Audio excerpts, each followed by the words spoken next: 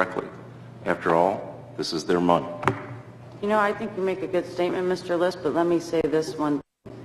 And the fact that elected officials are setting their own salaries, I think some people would argue conflict of interest. Obviously, we've had many of issues of, 5-4, 6-3 votes, whatever. If you got a majority up here, they could then increase their own salary $100,000 a year. Well, the thing is... And if there's more than a majority of them, then there's nothing the mayor could even do to veto that. There is one thing that the people have that the commission does not have. These people can vote us out.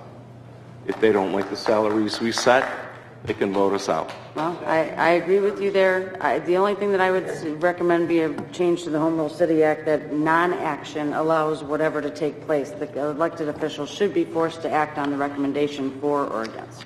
But that's my No, the Congress sets its own salary. Madam Chair. Ms. Comartin, then Ms. Vogt. Thank you, Madam Chair. I definitely feel that with the pain that we're seeing out there with all the residents and what everybody else is going through, any kind of company that you see right now, people are making concessions everywhere. I agree, and I talk that we should be looking at some kind of pay reduction, whether it's in this format or another format. It was talked about by Schimmel, it was talked about by the mayor. That we should take a cut across the board. I think it's going to have to be dealt with, and it's going to, at some place, time, and point. Whether this is going to initiate it, make it go forward. The other thing that I have a problem with is because people are under contract currently right now. The voters voted a certain salary amount, and I don't know if you can, at the timeline where everybody meets, if it can be dealt with right at this time, giving them some guidelines and thinking of the direction that we want to go in and that we are looking at cuts. I think that's important. So I will leave it to other comments. Thank you. Ms. Vogt? Thank you, Madam Chair. I think there's been some good points made. Ms. Campy made some good points, as well as Mr. Lewis and Ms. Comartin. The fact of the matter is, the Compensation Commission has not been called to meet in the last 3.5 years. Yes, they typically meet after, they're supposed to meet every 2 years. And they have not met since 2005. Is it more fair for someone to work hard, get elected, and thinking they're going to get a certain pay, and then the Compensation Commission says, we recommend a decrease? Or does it make more sense for someone to at least know, should it have been before May 10th? That would make sense. But yeah, at least now they would know, I want to work really hard and get this job, or, if it's all about the money, maybe I don't. So if the Compensation Commission had been, the meetings called as they should have been, then we wouldn't be doing this at all. But that has not happened at all in the last 4 years. So I think we need to step up to the plate and take some action. Thank you. Madam Chair. Mr. Green? Thank you, Madam Chair. I find it interesting that we get a piece of paper tonight with 4 lines on it, and that's it. Not a copy of the charter section. Yeah, I gave it out to you. Where? Look for it. I gave it to you. Where? I lost it. Oh, this? Well, I remember seeing this when the agenda came over, so I did a little search on Elected Official Compensation Commission and the word MCO. And the second line that came up was an opinion in 2009 from the Attorney General. And I think I didn't make a copy. I thought you'd do the research on it.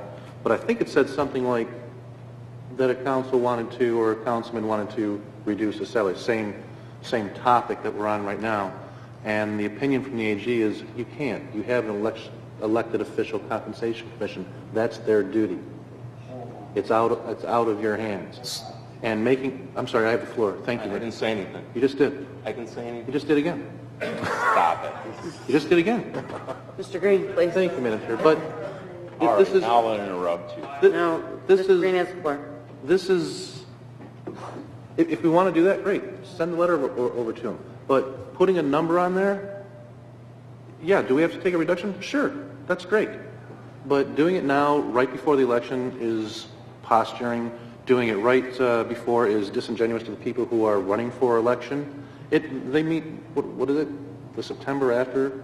November. November after? Well, the history shows November. I don't know when. And we send a recommendation to the administration, have them meet. But putting a number out there, there's an opinion that says that we can't do that. That's why we have a commission. I mean, the first thing that came over was to repeal the ordinance. Now it's changed. Now it's changed again 3 times since the agenda came over on Friday. No. I know, I'm interrupting you. I apologize. Hearing voices. But there's a lot more out there than the information that we have here. And rather than go down the path of doing it wrong, I think we should meet and talk about it. Is there a path that can we do this? If there's an opinion out there from the AG saying we can't, is there a proper way to do it? I agree we should do something on it, but I don't want to just throw it out there and have it just fall apart because, we can't do it because of we have an elected official compensation commission, and that's their duty. Do we have to go back and repeal it? Do we have to send something to the administration to force them to meet? All we do is a resolution. He has to have them meet. So, I yield. Any other comments? Yes, Madam Chair. Mr. List.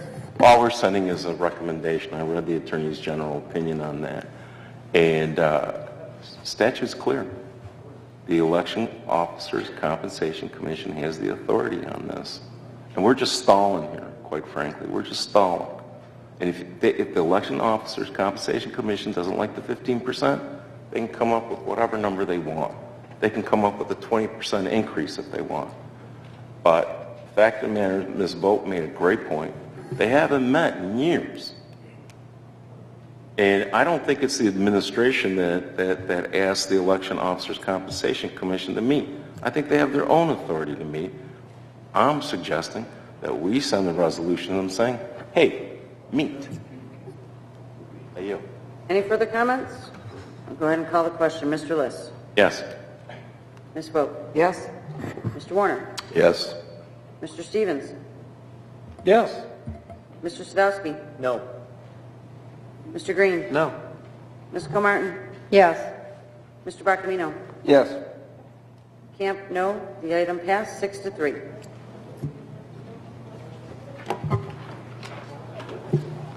Next agenda item is 15B, Councilwoman Kathy Vogt, discussion regarding the auditor's contract. Ms. Vogt. Thank you, Madam Chair. We really don't need a motion. It is just discussion, as we talked a little earlier tonight in the previous meeting. It was actually in, I think, March 2010 was when the request was made for an RFQ for city auditor. 2010. And that has not, the RFQ has not been put together. It's not happened. But we need, in our auditor's contract, Mr. Phillips' contract will expire this month. We need to take some action. And that contract needs to come to our agenda. And that's, I mean, I'm seriously concerned. We have a new city controller who has not been through this particular process before for this city. And we need an experienced auditor to help him. We have deadlines that have to be met. And I would just ask respectfully, Mr. Sadowski, that we get that contract on the agenda for the next meeting. I mean, we need a motion, a resolution. I mean, we could do it, but I don't think we do. I would just, obviously, administration is not following the request for an RFQ. It's not happening. If we start putting together the committee with the next meeting, it's going to be September at a minimum before we even have a name to throw out there, and we'd never, ever, ever make our deadline. So push for it for next year if that's what you need to do. And if we're going to be looking at new auditors, we should probably look at new auditors across the board, RFQ for the pension boards, what have you. I really think we need to do, if we're going to do it, it's got to be across the board. But right now, we need to get that contract in front of council and do what we have to do so that we don't end up just in a whole lot of trouble because we haven't got the proper reports done to the state. So that's it. Thank you. Sure. Mr. Susk? I don't disagree with you, Councilwoman Vogt.